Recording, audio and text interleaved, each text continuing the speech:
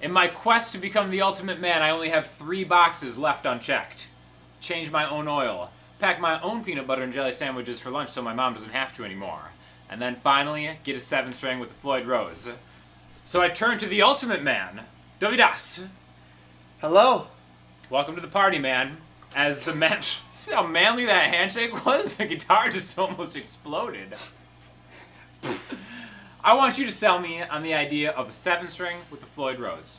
So, the guitar, when was the electric, well, okay.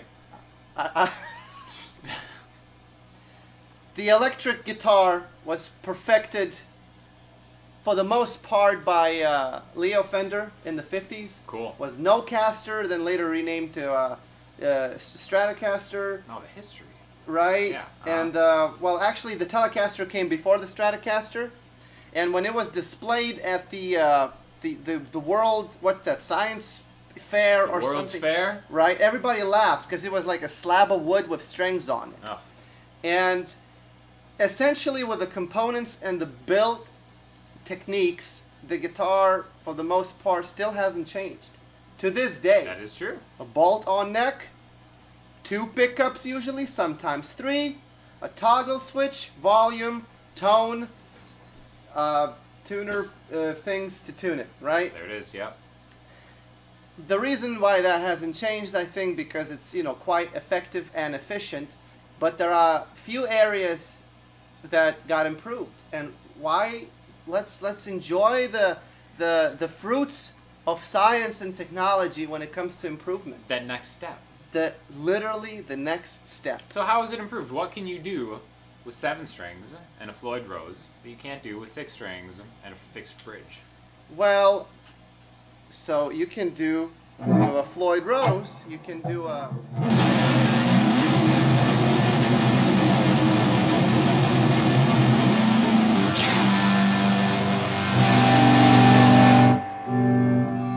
and still in tune. That's pretty incredible. Now, a good Floyd Rose, a real Yeah, Floyd Rose. yeah, it right? has to say this. It has to say Floyd Rose. It's actually the name of a person. Yeah, Mr. Rose. Yeah, I didn't realize that until much later. I Oh. thought it was just like a It's a rose. name of something, yeah. Maybe like roses are red, violets are blue. Floyd's Rose. yeah, Floyd roses are red. You know. What's this guitar, by the way? This is a Schecter. This is a Schecter SLS. Oh, I'm gonna mess that up. I messed it up already. Link in the description. Whatever this guitar is, Yeah. it's a Schecter.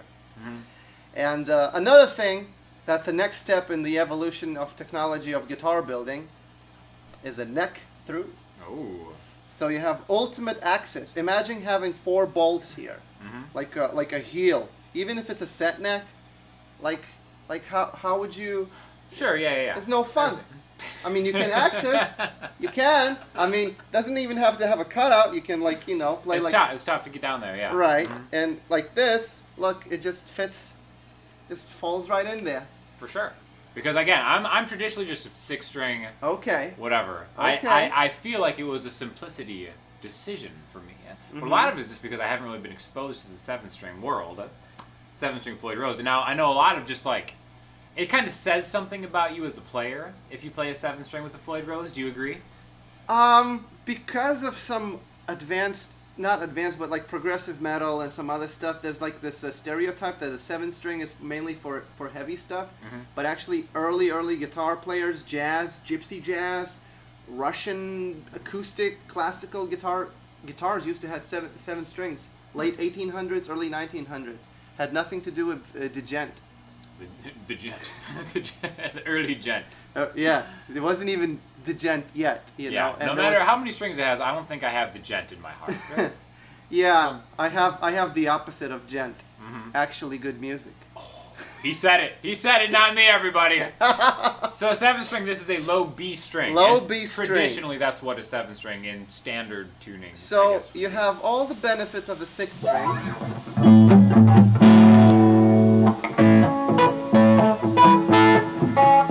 But now you can do this.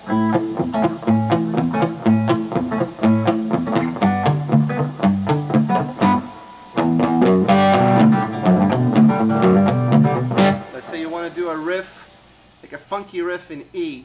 On the 6-string, E is your lowest note. Yeah. If you want any lower, you have to do a drop tuning, an alternative tuning. That takes time. That takes more time on the Floyd Rose. Guess what? You have extra notes. There you go. You can use them. You don't have to use them. You can use your traditional power chords that you use on the 6th string, but thicken them up with a 4th down and do a...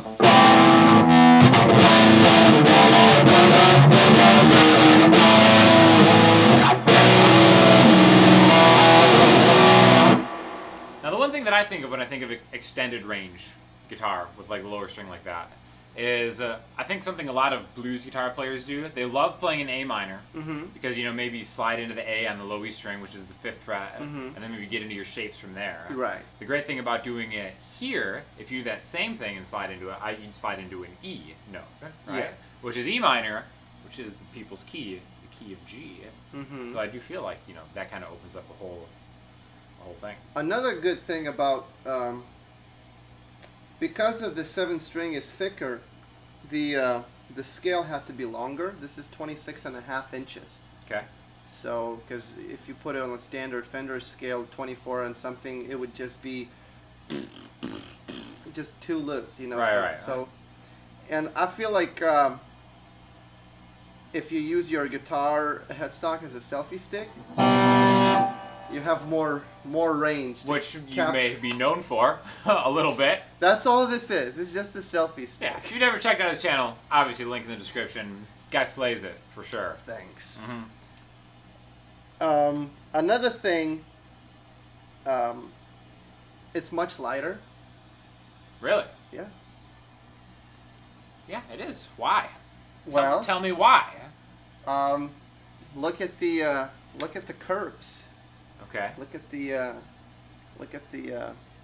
I don't know how to show it to you the best way, but I don't know. Maybe it's the wood they're using. Maybe it's the curves. What do I know? You would think, yeah, 7th string would be just like a heavy honking. Right. piece You think it'd be heavier? No, it's actually lighter than most 6 strings. That's interesting. Another thing, what it does to you, it challenges your mind because you're so used to the 6 string shapes. It opens up a whole new world. And after about 2 weeks of consistently playing the 7th string, you pick up a 6th string, and it feels like it's missing a string. You know, so now you're like... And then you can travel, you know, much lower. And just the way you look at the neck, you actually have a center string, which is your D. Oh, okay. All right. So that becomes the perfect center, perfect middle, you know? Yeah, that's something I never thought about. But yeah, that makes a lot of sense, actually. And another good thing is actually, I almost forgot about it, 24 frets. Most traditional guitars from the 50s, they had like 20, 21, 22 frets. Okay. And that's all they needed at the time. And that's all they could do at the time. A simpler time, some would say. Simpler times, you know, back when Beatles were like so radical that they were called unmusical and an abomination to jazz. The devil's music. The devil's music. Now it's like soft pop, soft rock. You know. So 24 frets gives you, much higher range. You know, you can do things that those guys couldn't even like dream of doing on guitar. And also, 24 just seems like a more musical number because there's 12 notes. Yeah. So you get double it. Exactly. So, you're convincing me. I am. I'm thinking about it. That's good. Sometimes another good thing about modern guitars, sometimes they have active pickups. And that gives you a wider variety of tonal options. For example, these are Fishman Fluence Modern. Also, if he links it in the description, then you can check it out. So you have several voicings, and they have incredibly great clarity when it comes to clean and distorted tones.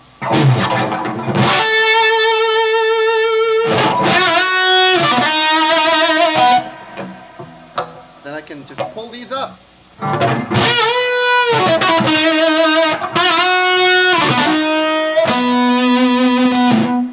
didn't really hear much much difference. I do that all the time. I'll be like demoing a guitar. I'll be check this out, and not check that. But what I do is I sell it. I'll be like, that was different, wasn't it? And then the viewer's like, that was different, actually. Actually. I heard it.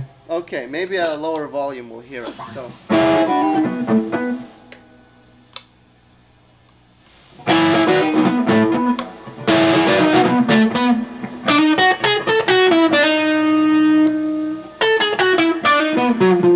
Well, I heard the difference now. I heard it, yeah. I did.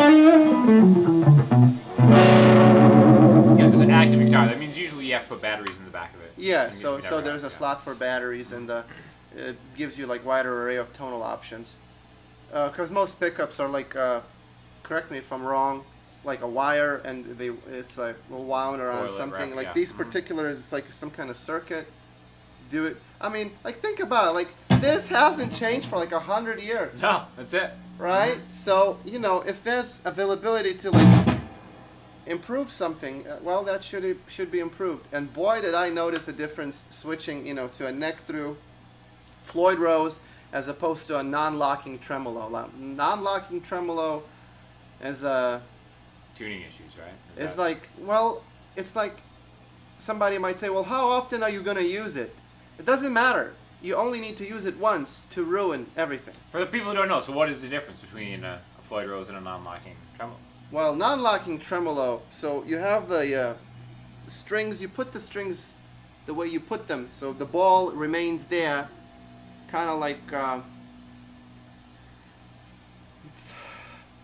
to explain this? It's not being held by anything. It's just there blocked by the gates, and the ball doesn't let the string to escape. And you wrap the strings normally here. This is like literally the reason I'm talking, because all my life this is all I studied is here. Everything else. Sure. Yeah. So excuse my lack of technical jargon. And then when you use that non-locking tremolo, not only the way strings are wrapped around the little thingies here shift. Once you come back, it's bad. The ball also becomes loose where it's being held, and it might position in a different angle, which also changes everything. Right. So if you do a dive bomb or something, yeah, you're going to come back and everything's going to be out of tune. Yeah, you're going to just bomb the show, quite literally. Now, when it comes to Floyd Rose style bridges, you clip off the ball off the string. You insert it, and then you use a Allen wrench invented by a guy named Allen to tighten. Allen and Floyd, they're bros. To tighten the string, you put the strings here, and you tighten them with a locking nut. The reason this is called a nut, because traditionally in older guitars they actually used, what did they use? This is the reason why it's called a nut, right? Probably nut, I don't know. not the 2019 memes like nuts. Not that, okay? No. It's nothing to do. And hey, it's all good. Probably some kind of nutwood. Again, nuts! This isn't a history lesson. It isn't. This is a sales call. Yes. Sales call. On Floyd Rose. Yes, so Floyd Rose actually was sitting in his garage or on the couch. I don't know the exact room or location of his private home in the 70s. And he figured out, he had a Stratocaster. He figured out that if he could lock the strings on both sides, he could solve the tuning issues. The first Floyd Rose model didn't have the micro tuners. This does. So even after it's locked, let's say something is like, something is like,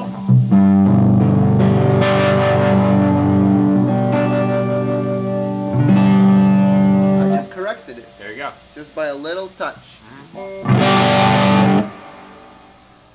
And these are some of the improvements that I've noticed, advantages over like a traditional, your Tele, LP, Strat, the way they're built. Yeah, like you were saying, you tune it once.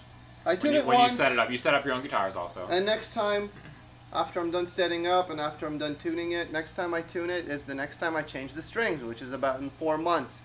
So this just stays in case. I do a gig, put it back, take it out. Don't touch. I don't need to touch it. Seems like an advantage. It does. It is an advantage. Yes. An improvement. It Even some is. would say. It is an improvement. Kind of. Gibson tried that with the automatic.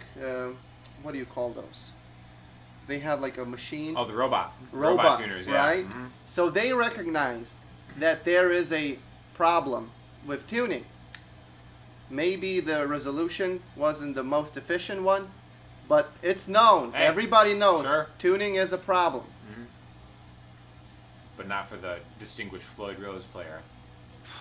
And you gotta know, okay, when you buy, now after this video, you buy the guitar with Floyd Rose. Yep. For God's sake, if you want to lower the action, you gotta take off the strings and remove the tension. Floyd Rose is basically a knife, sharp knife on 2 bolts. So you can take an Allen wrench with strings tuned, everything in tension. Oh, let me raise the action or let me lower the action. Well, by doing that, you will ruin the Floyd Rose because you will ruin the sharp knife edges. Oof. Oof. You know how I know that? Because you did it. Because I've done it. Experience. Not on this one, but on a different one that I got rid of a while back. There are springs in the back, so you have to unscrew the plate, take the springs out, and loosen the tension on the strings, and then carefully raise it up or lower it with these 2 bolts. I feel like it's an important. I've watched a lot of Floyd Rose setup videos. No one ever mentions that. Really? And it's like it's so important. Yeah, if you want to lower the action, just clockwise. If you want to raise the action, counterclockwise. Oh, that easy, huh? It's like you missed the most important part. Don't ruin it. Well, I'm not terrified at all to experiment with that now. Thank you very much. Well, and just give me a call. I'll show up. I'll show you. My guy, my man.